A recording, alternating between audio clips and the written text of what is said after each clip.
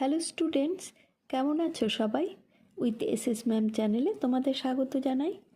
পশ্চিমবঙ্গ মধ্যশিক্ষা পর্ষদ অনুমোদিত ক্লাস 8-এর বাংলা বইয়ের অষ্টম পাঠের অন্তর্গত শিবনাথ শাস্ত্রী রচিত গল্প ভালোবাসা কি বৃথা যায় পাঠ করলাম।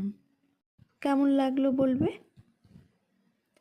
এখনও যারা উইথ এসএস ম্যাম চ্যানেলটি সাবস্ক্রাইব করোনি, চটপট করে ফেলো এবং পাশের বেল বাটনটি অন করে রাখো। চলো তবে শুরু করি।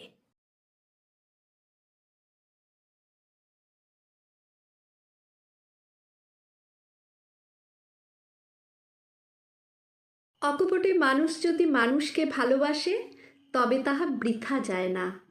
পৃথিবীর বড় লোকদের এই প্রকৃতি দেখি, তাহারা ভালোবাসাতেও বড়। তাহারা যেমন মানুষকে অকপটে ভালোবাসিতে পারিয়াছেন, এমন সাধারণ লোকে পারে না। তাহারা মানুষকে ভালোবাসিতেন বলিয়া মানুষও তাহাদিওকে ভালোবাসিত, তাহাদের জন্য প্রাণ দিতে চাহিত, তাহাদের গুণ চিরদিন স্মরণ করিত। দুইজন ইংরেজ এদেশের লোককে অকপটে ভালোবাসিতেন, একজন ডেভিড হেয়ার আর একজন ড্রিঙ্ক ওয়াটার বিটন বা বেথুন। ইহার নামের প্রকৃত উচ্চারণ বিটন, কিন্তু এদেশে বেথুন হইয়া পড়িয়াছে। সেই নামেই সকলে ইহাকে জানে। এই দুই ইংরেজ বাংলাদেশে প্রাতঃস্মরণীয় ব্যক্তি হইয়াছেন। কিসের গুণে? অকপট ভালোবাসার গুণে। হেয়ার সাহেব একজন সামান্য ঘড়িওয়ালা সাহেব ছিলেন। ঘড়ি তৈয়ার, ঘড়ি মেরামত করিয়া খাইতেন। বেথুন সাহেব পর্যন্ত গভর্নর জেনারেল সাহেবের সভাতে এক বড় কাজ করিতেন। হেয়ারের পূর্বেও অনেক ঘড়িওয়ালা সাহেব এদেশে আসিয়াছেন এবং এখনও অনেক ঘড়িওয়ালা সাহেব এদেশে আছেন। কই, তাহারা তো প্রাতঃস্মরণীয় লোক হন নাই। সেইরূপ মহাত্মা বেথুনের পরেও তো ওই পদে কত বড় ইংরেজ আসিয়াছেন, কই তাহারা তো কেহ নাম রাখিয়া যাইতে পারেন নাই। ইহার কারণ কি?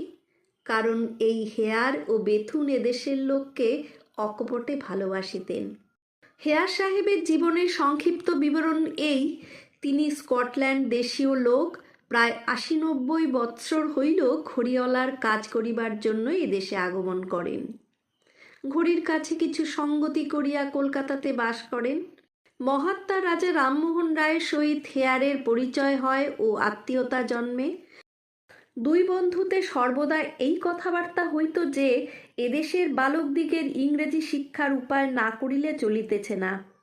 ক্রমে তাহাদের পরামর্শ কাজে দাঁড়াইল। 1817 সালে রামমোহন রায় ও হেয়ারের উদ্যোগে ও তখনকার সুপ্রিম কোর্টের প্রধান বিচারপতি স্যার হাইড ইস্ট সাহেবের সহায়তায় এদেশের বালকদের ইংরেজি শিক্ষার জন্য হিন্দু স্কুল খোলা হইল। তদবধি হেয়ার আর সকল কাজ ছাড়িয়া এই কাজে লাগিয়া গেলেন। এতদ্ভিন্ন তিনি কলকাতার স্থানে স্থানে অনেকগুলো স্কুল খুলিলেন এবং একটি সভা স্থাপন করিয়া স্কুল পাঠ্য পুস্তক সকল প্রকাশ করাইতে লাগিলেন। সংক্ষেপে বলিতে গেলে হেয়ার বাংলাদেশে ইংরেজি শিক্ষার পিতা। কিন্তু আমরা হেয়ারের যে সদ্গুণ স্মরণ করিয়া মুগ্ধ, সে তাহার অকপট ভালোবাসা। বিদেশি হইয়া এদেশের লোককে এমন অকপটে কেহ ভালোবাসেন নাই। সেকালের লোকের মুখে শুনিয়াছি হেয়ার প্রতিদিন একখানি পালকিতে করিয়া স্কুল দেখিতে আসিতেন। তাহার পালকিতে নানা প্রকার ঔষধ থাকিত, যেন সঙ্গে একটি ডিসপেন্সারি। সঙ্গে ঔষধ লইবার অভিপ্রায় এই: পথে যাইতে যাইতে যে সকল পাড়া আছে তাহাদের বাড়ি হইয়া যাইতেন এবং যাহাদের ঔষধ কিনিবার সামর্থ্য নাই তাহাদিগকে ঔষধ দিয়া যাইতেন। তাহার সেই প্রসন্ন ও প্রেমপূর্ণ মুখ প্রতিদিন দেখিয়া দেখিয়া অনেক বাড়ির বৃদ্ধা গৃহিণীদের তাহার প্রতি এমন ভাব জন্মিয়াছিল যে হেয়ার আসিলে তাহাদের বোধ হইত কে যেন আপনার লোক আসিয়াছে। হেয়ার হিন্দু স্কুলের ছোট ছোট ছেলেদের এত ভালোবাসিতেন যে একটার সময় টিফিনের ছুটি হইলে হেয়ারের আর অন্য কাজ থাকিত না। তিনি দৌড়াইয়া আসিয়া এক দৃষ্টে দাঁড়াইয়া ছেলেদের খেলা দেখিতেন। একদিন হেয়ার দেখিলেন একটি বালক অপর একটি বালকের কাঠের বলটি কাড়িয়া লইয়া গোল দিঘির জলে ফেলিয়া দিল। তাহাতে ওই বালকটি চিৎকার করিয়া কাঁদিতে লাগিল। হেয়ার কি আর স্থির থাকিতে পারেন? তিনি দৌড়াইয়া বিবাদ স্থলে উপস্থিত হইলেন। দুষ্ট বালকটিকে তিরস্কার করিয়া যে কাঁদিতেছিল তাহাকে কোলে তুলিয়া বুকে ধরিয়া অনেক বুঝাইতে লাগিলেন। বলিলেন, তুমি কাঁদিও না, তোমাকে কালই ভালো বল দিব। তার পরদিন অতি প্রত্যুষে হেয়ার পদব্রজে লালদিঘির ধার হইতে সুকিয়া স্ট্রিটে স্কুলের কার্যাধ্যক্ষ পরলোকগত হরমোহন চট্টোপাধ্যায়ের বাড়িতে আসিয়া উপস্থিত। বলিলেন, হরমোহন, আজ স্কুলে যাইবার সময় গোটাকত কাঠের বল লইয়া যাইও। যথাসময়ে হেয়ার স্কুলে আসিলেন। সেই বালকটির ক্লাসে গিয়া তাহাকে কোলে করিয়া একটি সুন্দর বল তাহার হাতে দিলেন। জিজ্ঞাসা করিলেন, কেমন, খুশি হয়েছ তো? সে মুখ ভার করিয়া বলিল, আমার সে বল এর চেয়েও ভালো ছিল। হেয়ার আর এক হাতে আরেকটি বল দিলেন। এবার? সে তাহাতেও সন্তুষ্ট নয়। অবশেষে তাহার দুইটি বল ও দুই বগলে দুই বল দিয়া বলিলেন, এবার? তখন সে সন্তুষ্ট হইল। হেয়ার নিস্তার পাইলেন। আর একবার চন্দ্রশেখর দেব নামক একটি বালক লালদিঘির ধারে হেয়ারের বাড়িতে তাহার সহিত সাক্ষাৎ করিতে গিয়াছিল। বসিয়া কথা কহিতে কহিতে সন্ধ্যা হইয়া গেল। হেয়ারের আহারের সময় উপস্থিত। ওদিকে মুষলধারে বৃষ্টি নামিল। বৃষ্টি থামিতে রাত্রি কিছু অধিক হইয়া গেল। বৃষ্টি থামিয়া গেলেই চন্দ্রশেখর গৃহে ফিরিতে প্রস্তুত। কিন্তু হেয়ার তাহাকে এই রাত্রে একাকী ছাড়িয়া দেন কিরূপে? একে অন্ধকার রাত্রি, তাহাতে আবার লালবাজারের মাতাল গোড়াদের ভিতর দিয়া যাইতে হইবে। হেয়ার বলিল, চন্দর, বসো, আমি তোমাকে আগাইয়া দিব।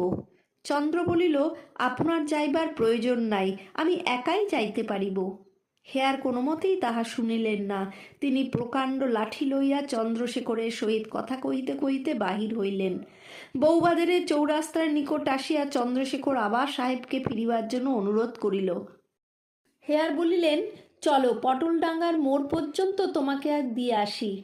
পটলডাঙ্গার মোড়ের নিকট আসিয়া হেয়ার দাঁড়াইলেন। বলিলেন, তুমি বাসাতে যাও। চন্দ্রশেখর পটলডাঙ্গার নিকটেই থাকিত। বাসাতে গিয়া দ্বার বন্ধ করিল। কিয়ৎক্ষণ পরেই কে আসিয়া দ্বারে আঘাত করিতেছে। চন্দর, চন্দর! বাসার লোকের দ্বার খুলিয়াই দেখে হেয়ার সাহেব। সাহেব জিজ্ঞাসা করিলেন, চন্দর কি ঘরে পৌঁছাইয়াছে? উত্তর, হ্যাঁ। তখন হেয়ার সন্তুষ্ট চিত্তে ঘরে ফিরিলেন। এ কি ভালোবাসা! ছেলেটির সঙ্গে প্রায় এক ক্রোশ আসিয়াও সাহেবের ভাবনা গেল না। ভাবিলেন, একবার দেখি ছেলেটা বাসাতে পৌঁছাইল কিনা। মাই মানুষকে এত ভালোবাসিয়া থাকে, অন্যে কি আর এত ভালোবাসিতে পারে?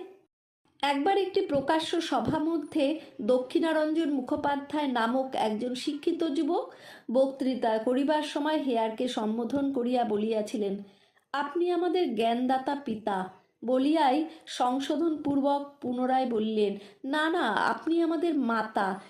ঠিক কথা, ঠিক কথা। হেয়ার বাঙালির ছেলেকে মায়ের মতো ভালোবাসিতেন। সে ভালোবাসা কি বৃথা গিয়াছে? দেখো, হেয়ারের ভালোবাসা মূর্তি ধরিয়া ইংরেজি শিক্ষারূপে রহিয়াছে। যেদিন হেয়ারের মৃতদেহ কবরে দেওয়া হয়, শুনিতে পাই সেদিন ভয়ানক দুর্যোগ হইয়াছিল। তথাপি শহরের ছোট বড় ভদ্রলোক আসিতে আর বাকি ছিল না। সেদিন যাহারা উপস্থিত ছিলেন তাহাদের মুখে শুনিয়াছি যে হেয়ারের মৃতদেহের সঙ্গে সঙ্গে অন্তত 10,000 স্কুলের বালক ও বাঙালি ভদ্রলোক আসিয়াছিলেন। হেয়ার আর এ লোকে নাই। এ সংবাদ যখন শহরে ছড়াইয়া পড়িল, তখন অনেক বাঙালি ভদ্রলোকের গৃহে স্ত্রী লোকেরা কাঁদিয়া আকুল হইলেন। অনেক বালক অনেক দিন যেন মৃতা শৌচ ধারণ করিল। কলকাতার প্রেসিডেন্সি কলেজের উঠানে হেয়ারের যে প্রতিমূর্তি আছে, তাহা করিতে যে ব্যয় হইয়াছে, তাহার অধিকাংশ এদেশের লোকে দিয়াছে। তাই বলি, ভালোবাসা কি কখনো বৃথা যায়? আরেক মহাত্মা বেথুন সাহেব হেয়ার বাঙালির ছেলেদের জন্য যাহা করিয়াছিলেন, বেথুন বাঙালির মেয়েদের জন্য তাহা করিয়াছেন। ইনি গভর্নর জেনারেলের আইনমন্ত্রী হইয়া বড় পদ লইয়া এদেশে আসিয়াছিলেন। এদেশে রমণীদের দুরবস্থা দেখিয়া তাহার প্রাণে বড় কষ্ট হইয়াছিল। যাহাতে এদেশে স্ত্রী শিক্ষা প্রচলিত হয়, সেজন্য তিনি প্রাণপণ করিলেন। সেজন্য কলকাতাতে তিনি একটি বালিকা বিদ্যালয় খুলিলেন। নিজে সর্বদা তাহার তত্ত্বাবধান করিতে আসিতেন। বালিকাদিগকে লইয়া খেলা করিতে ভালোবাসিতেন। শুনিয়াছি এমনই তার ভালোবাসা ছিল যে চারি পায়ে ঘোড়া হইয়া বাঙালির মেয়েকে পিঠের ওপর চড়াইয়া চলিতেন ও জিজ্ঞাসা করিতেন, কেমন মেম, কেমন ঘোড়া? তিনি স্কুলের মেয়েদিগকে নিজের গাড়িতে করিয়া বড় বড় সাহেবদের বাড়িতে লইয়া যাইতেন। তাহাদিগকে প্রায় কাপড় অলংকার প্রভৃতি দিতেন। কেহ একটু পড়িতে পারিতেছে দেখিয়া যেন আকাশে চাঁদ হাতে পাইতেন। এ সকল কথা শুনিলে চক্ষের জল রাখা যায় না। সাধে কি বিদ্যাসাগর বেথুনের নাম করিলে কাঁদিয়া ফেলিতেন? বেথুন মৃত্যুকালে তার প্রতিষ্ঠিত স্কুলের জন্য অনেক হাজার টাকা রাখিয়া গিয়াছেন। তাহারই পুণ্যে তাহারই প্রতিষ্ঠিত বালিকা বিদ্যালয় এখন কলেজ হইয়া দাঁড়াইয়াছে। তাহা হইতে এখন ছাত্রীরা বিএ এমএ পাশ করিয়া বাহির হইতেছে। বেথুনের ভালোবাসা কি বৃথা গিয়াছে? যে ভালোবাসা স্মরণ করিয়া বিদ্যাসাগর মহাশয়ের মতো লোকের চক্ষের জল পড়িয়াছে, সে ভালোবাসা কি বৃথা গিয়াছে? ইউরোপের অনেক দেশে সে দেশের বড়লোকদিগের ছোট ছোট প্রতিমূর্তি কিনিতে পাওয়া যায়। লোকে কিনিয়া ঘরে রাখে, বালক বালিকারা সেদিক হইতে তাহাদিগকে শ্রদ্ধা করিতে শেখে। আমাদের বোধ হয় হেয়ার, রামমোহন ও বেথুনের প্রতিমূর্তিও ঘরে ঘরে থাকা উচিত।